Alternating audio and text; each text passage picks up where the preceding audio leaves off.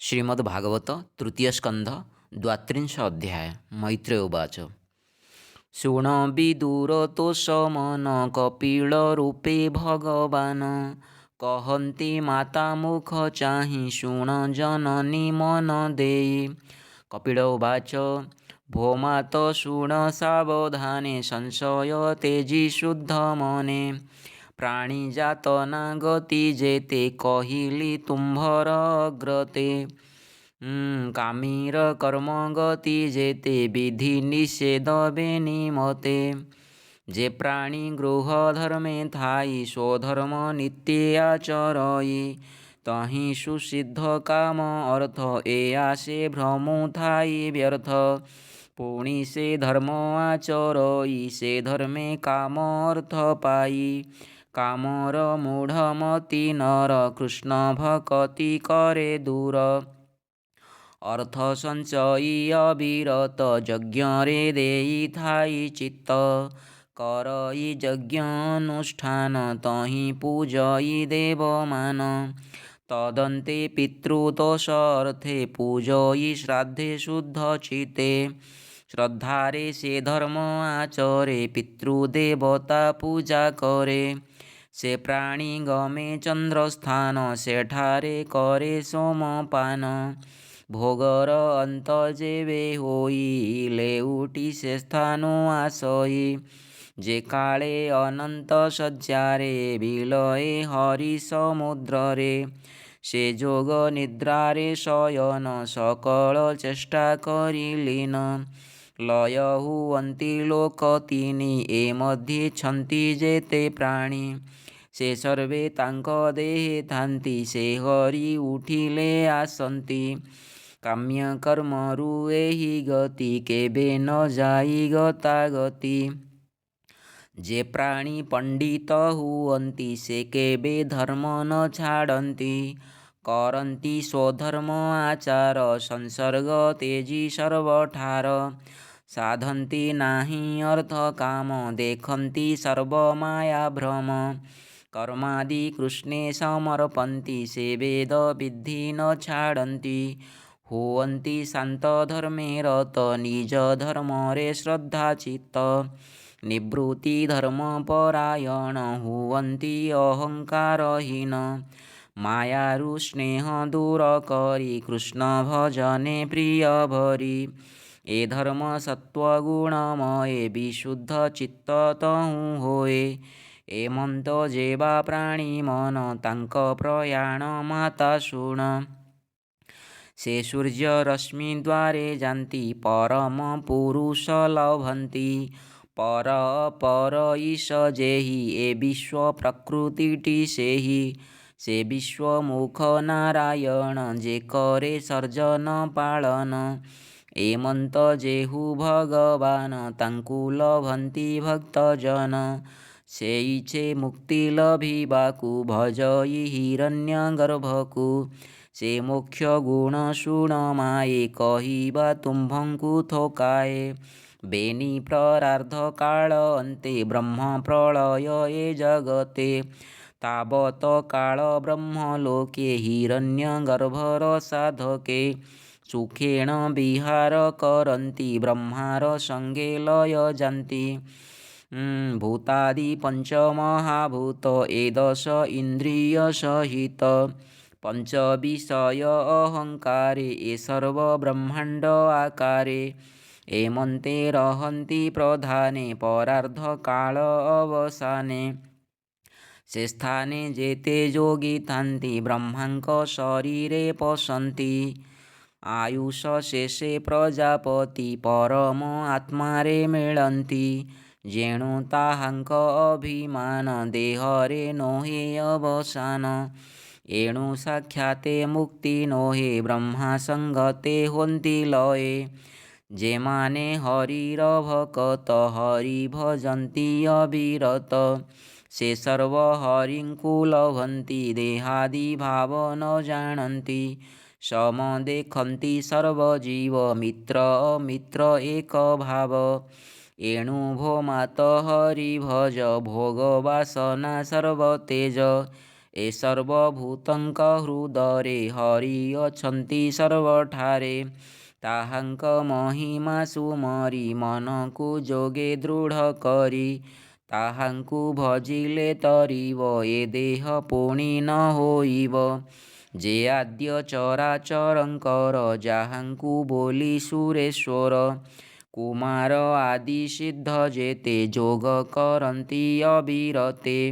ନିଃସଙ୍ଗ କର୍ମ ହିଁ କରନ୍ତି ତଥାପି ଭେଦ ନ ଛାଡ଼ନ୍ତି।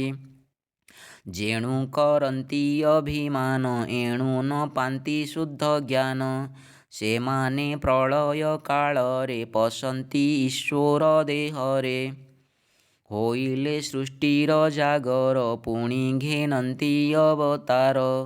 ଲଭନ୍ତି ନିଜ ନିଜ ସ୍ଥାନ ଭୋଗ କରନ୍ତି କର୍ମମାନ। ଯେମାନେ କାମ୍ୟ କର୍ମେ ରତ କର୍ମ କରନ୍ତି ଅବିରତ। ନିନ୍ଦିତ କର୍ମ ନ କରନ୍ତି ବେଦ ବିଧିରେ ଆଚରନ୍ତି। ଇନ୍ଦ୍ରିୟ ନ ଜିଣିଲେ ଯେଣୁ ସକାମ କର୍ମ କଲେ ତେଣୁ। ରଜଗୁଣରେ ତାଙ୍କ ମନ ଆସକ୍ତ ଥାଇ ଅନୁକ୍ଷଣ। ଗୃହ କର୍ମରେ ହୋଇ ରତ ପିତୃଙ୍କୁ ପୂଜେ ଅବିରତ। ବିମୁଖ ଶ୍ରୀକୃଷ୍ଣ କଥାରେ ରହନ୍ତି ଗୃହାଦି ବ୍ୟାପାରେ। ଛାଡ଼ି ଅମୃତ କୃଷ୍ଣ କଥା ନିତ୍ୟେ ଗୁଣନ୍ତି ଗ୍ରାମ୍ୟ ଗାଥା। ତାଙ୍କୁ ବିଧାତା ବାମ ହେଲା ବିଅର୍ଥେ ତାଙ୍କ ଜନ୍ମ ଗଲା। ସକଳ ଅନର୍ଥ ଯେତେକ ଏକତ୍ୱେ କଲା ଅବିବେକ। ଯେସନେ ବିଷ୍ଠା ଭୋଜି ମାନେ ବିଷ୍ଠା ଭକ୍ଷନ୍ତି ଅତଜ୍ଞାନେ। ଏ ମୂଢ଼ ଲୋକେ ସେହି ରୂପେ ପଡ଼ି ଯନ୍ତ୍ରିତ ଭବକୂପେ। ସେ ପୁଣ କର୍ମ ଭୋଗ ଅନ୍ତେ ଚଳନ୍ତି ଶୁଣ ଯେଉଁ ପଥେ। ସୂର୍ଯ୍ୟଙ୍କ ଦକ୍ଷିଣ ମାର୍ଗରେ ବସନ୍ତି ସେ ପିତୃଲୋକରେ। ସେ ଭୋଗ ଅନ୍ତେ ଗୋଜନନୀ ସଂସାରେ ପଡ଼େ ଦେହ ଘେନି। ପୁତ୍ରାଦି ଗୃହେ ଜାତ ହୋଇ ପୂର୍ବ ବାସନା ନ ଛାଡ଼ଇ। ଗର୍ଭ ଅଧୀନ ଆଦି କର୍ମ ଦେହାନ୍ତେ ଶ୍ମଶାନ ଧର୍ମ। ଏ କର୍ମ ମାନ କରୁଥାନ୍ତି ସଂସାର ଛାଡ଼ି ନ ପାରନ୍ତି। ଗମନ୍ତି ଦେବ ପିତୃସ୍ଥାନ ତହିଁ କରନ୍ତି ଭୋଗମାନ। ପୁଣି ଲଭନ୍ତି ନର ଦେହ ଏମନ୍ତେ କାମ୍ୟ କର୍ମ ସ୍ନେହ। ଏଣୁ ସୁସ୍ଥିରେ ତୁମ୍ଭେ ମାଏ ମନ ନିବେଶ କୃଷ୍ଣ ପାଏ। ଶ୍ରବଣେ ଶୁଣ ତାଙ୍କ ଗୁଣ କୀର୍ତ୍ତନ କର ଅନୁକ୍ଷଣ। ସ୍ମରଣ ଅର୍ଚ୍ଚନ ବନ୍ଦନ ଯେ ନବ ଭକ୍ତିର ବିଧାନ। ପାଦ ସେବନ ଦାସ୍ୟ ଭାବ ସଖ୍ୟାଦି ଆତ୍ମା ନିବେଦିବ। ଏତେ ପ୍ରକାରେ କୃଷ୍ଣ ପାଦେ ଭକତି କର ଅପ୍ରମାଦେ। କୃଷ୍ଣରେ କଲେ ଭକ୍ତି ଯୋଗ ତହୁଁ ଲଭଇ ବୈରାଗ୍ୟ। ତେବେ ଲଭିବ ଦିବ୍ୟ ଜ୍ଞାନ ପାଇବ ପରଂ ବ୍ରହ୍ମସ୍ଥାନ। ଭକ୍ତିରେ ଚିତ୍ତ ଯେତେବେଳେ ରହଇ କୃଷ୍ଣ ସୁନିଶ୍ଚଳେ। ତେବେ ସେ ବିଷୟ ଛାଡ଼ଇ ପ୍ରିୟ ଅପ୍ରିୟ ନ ଜାଣଇ। ଇନ୍ଦ୍ରିୟ ବୃତ୍ତି ଭେଦ ନାହିଁ ସମ ବିଷମ ଆର କାହିଁ। ଏମନ୍ତ ଭାବ ଜନ୍ମେ ଯେବେ ଦେହେ ଆତ୍ମାକୁ ଦେଖେ ତେବେ। ପରମାନନ୍ଦ ସୁଖ ପାଇ ଆନନ୍ଦେ ସଂସାର ଭ୍ରମଇ। ଛାଡ଼ଇ ସର୍ବସଙ୍ଗ ମାନ ପରମାନନ୍ଦେ ରହେ ମନ। ସେ ବ୍ରହ୍ମ ପରମ ପୁମାନ ରୂପ ବିହୀନ ଦିବ୍ୟ ଜ୍ଞାନ। ସେ ପରମାତ୍ମା ଓ ପରମେଶ ତା ନାମ ପରମ ପୁରୁଷ। ସେ ଏକ ନାନା ରୂପ ଧରେ ଭ୍ରମ ଜନ୍ମାଇଛି ସଂସାରେ। ଯୋଗୀଙ୍କ ଯୋଗ ସାଧ୍ୟ ଏହି ଏକାନ୍ତେ ସଙ୍ଗ ଯେ ଛାଡ଼ଇ। ପରମ ପଦ ଲଭେ ତେବେ ତା ବିନୁ ଭ୍ରମୁ ଥାଇ ଭବେ। ବ୍ରହ୍ମ ନିର୍ଗୁଣ ନିରାକାର କେବଳ ଜ୍ଞାନ ରୂପ ତାର। ଶବ୍ଦାଦି ଧର୍ମ ଯାର ମାଏ ସେ ଧର୍ମେ ପ୍ରକାଶ ସେ ହୋଏ। ଆଭାସ ଦିଶଇ ଭ୍ରାନ୍ତିରେ ଏ ବାହ୍ୟ ଇନ୍ଦ୍ରିୟଙ୍କ ଦ୍ୱାରେ। ପ୍ରତ୍ୟକ୍ଷେ ଦେଖୁ ଯେତେ କିଛି ଏକା ସେ ସବୁ ହୋଇଅଛି। କହିବା ସେ ହେତୁ ପ୍ରକାର ଯେ ରୂପେ ବ୍ରହ୍ମାଣ୍ଡ ସଂସାର। ପ୍ରଥମେ ମହତ ହୋଇଲା ତହୁଁ ସେ ଅହଙ୍କାର ହେଲା। ତ୍ରିବିଧ ହୋଏ ଅହଙ୍କାର ଏ ପଞ୍ଚଭୂତ ରୂପ ତାର। ମନ ଇନ୍ଦ୍ରିୟ ଏକାଦଶ ଏଥୁ ବ୍ରହ୍ମାଣ୍ଡ ପରକାଶ। ଜୀବ ରୂପରେ ସେହି ତହିଁ ସ୍ୱରୂପ ତାହାରଟିଏହି। ଯେବେ କରାଇ ଯୋଗାଭ୍ୟାସ ଶ୍ରଦ୍ଧାରେ ଭଜଇ ବିଶେଷ। ବୈରାଗ୍ୟ ସଙ୍ଗ ତ୍ୟାଗ କରେ ମନ ନିବେଶି କୃଷ୍ଣଠାରେ। ତେବେ ସେ ପ୍ରପଞ୍ଚ ଲେଛଇ ପରମ ଆତ୍ମାଙ୍କୁ ଚିହ୍ନଇ। ଭୋମାତ ସାବଧାନେ ଘେନ ତୁମ୍ଭଙ୍କୁ କହିଦେଲୁ ଜ୍ଞାନ। ଏ ଜ୍ଞାନେ ବ୍ରହ୍ମ ଦର୍ଶନ ଏହା ବୁଝଇ ଯେଉଁ ଜନ। ପ୍ରକୃତି ପୁରୁଷଙ୍କ ତତ୍ତ୍ୱ ସେ ପ୍ରାଣୀ ଦେଖଇ ବ୍ୟଜତ। ଜ୍ଞାନ ଯୋଗରେ ତାଙ୍କୁ ପାଇ ଭକ୍ତି ଯୋଗରେ ଲଭ୍ୟ ସେହି। କେବଳ ମାର୍ଗ ମାତ୍ର ଭେଦ ନ ବୁଝି ପାଏ ବହୁ ଖେଦ। ଜ୍ଞାନରେ ନିର୍ଗୁଣ ଭଜଇ ଭକ୍ତିରେ ସଗୁଣ ଲଭଇ। ସେ ଆତ୍ମା ଏକ ନାନା ହୋଏ ଦୃଷ୍ଟାନ୍ତ କହେ ଶୁଣ ମାଏ। ଦେଖ ସାକର କ୍ଷୀର ଆଦି ଧରନ୍ତି ନାନା ଗୁଣ ବିଧି। କିନ୍ତୁ ପଦାର୍ଥ ଏକ ମାଏ ଇନ୍ଦ୍ରିୟ ଭେଦେ ଭିନ୍ନ ହୋଏ। ଚକ୍ଷୁରେ ଶୁକ୍ଳବର୍ଣ୍ଣ ଦିଶେ ରସନେ ମଧୁର ବିଶେଷେ। ତ୍ୱଚରେ ଶୀତ ଉଷ୍ଣ ଭେଦ ନାସାରେ ସୁବାସ ଆମୋଦ। ଭୋମାତ ଆତ୍ମା ବ୍ରହ୍ମ ଏକ ଗୁଣରେ ଦିଶଇ ଅନେକ। ଯେ ତାକୁ ଯେ ରୂପେ ଭଜଇ ସେ ତାକୁ ସେ ରୂପେ ଦିଶଇ। ତାକୁ ଜାଣିବ ଏକ ବୋଲି ନ ବୁଝି କରୁଥାନ୍ତି କଳି। ଶାସ୍ତ୍ର ମାର୍ଗରେ ନାନା କହେ ସେ ପୁଣି ଏକ ନାନା ନୋହେ।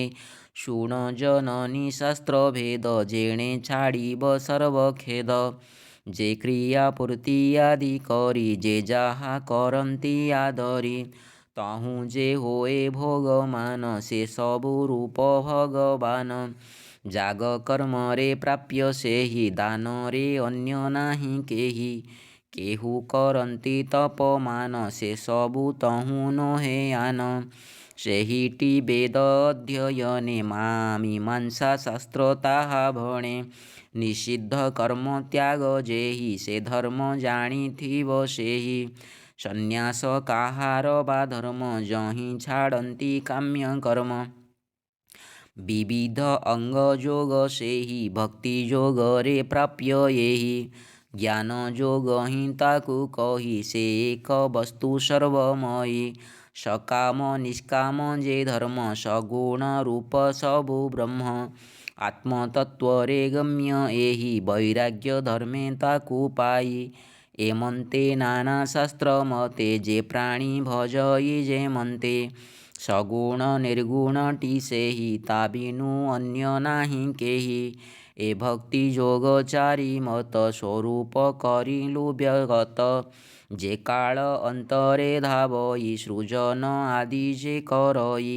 କହିଲୁ ସ୍ୱରୂପ ତାହାର ଭୋମାତ କର ତୁ ବିଚାର। ଗତିଏ ଜୀବମାନଙ୍କର ଅବିଦ୍ୟା କର୍ମରେ ପ୍ରଚୁର। ଏ ଆତ୍ମା ତହିଁ ପଶିଥାଇ ଆପଣା ଗତି ନ ବୁଝଇ। ଏମନ୍ତେ ଜୀବ ଗତାଗତି କହିଲୁ ଛାଡ଼ ମନୋଭ୍ରାନ୍ତି। ଏ ଯୋଗ ନ କରି ପ୍ରକାଶ କହିଲେ ଧର୍ମ ହୋଏ ନାଶ। କେବେହେଁ ଖଳେ ନ କହିବ ବିନୟ ଯେ ପ୍ରାଣୀ ନୋହିବ।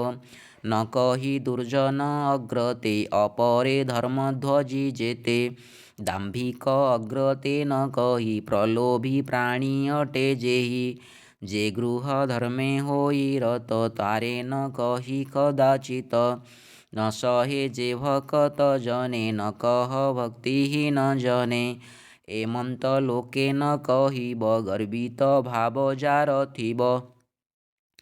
ମୋ ଭକ୍ତିହୀନେ ନ କହିବ ମୋ ଭକ୍ତେ ଦ୍ୱେଷ ଯାର ଥିବ।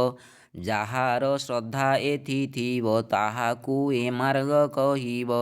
ଭକତ ଜନେ ଏହା କହି ଯେ ଭକ୍ତ ଜନରେ ସେବଇ। ଯେ ପ୍ରାଣୀ ଏଥେ ସ୍ପୃହା କରେ ଏ ଧର୍ମ କହିବ ତାହାରେ। ଯେ ପ୍ରାଣୀ ସର୍ବଭୂତେ ମିତ୍ର ତାହାକୁ କହି ଏ ଚରିତ। ଯେ ପ୍ରାଣୀ ଗୁରୁଙ୍କୁ ସେବଇ ଏ ଦୀକ୍ଷା ତାରେ ଶିକ୍ଷା ଦେଇ।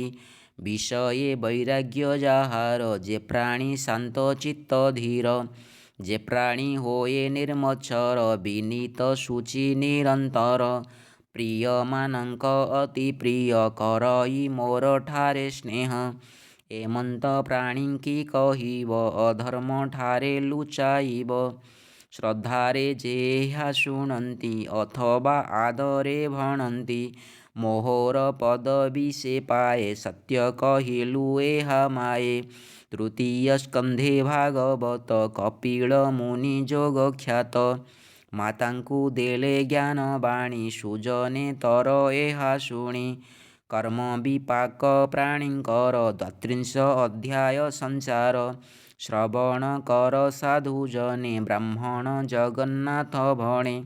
इति श्रीमद्भागवते महापुराणे पारमहंस्यां संहितायां तृतीयस्कन्धे कापिले 33 अध्यायः।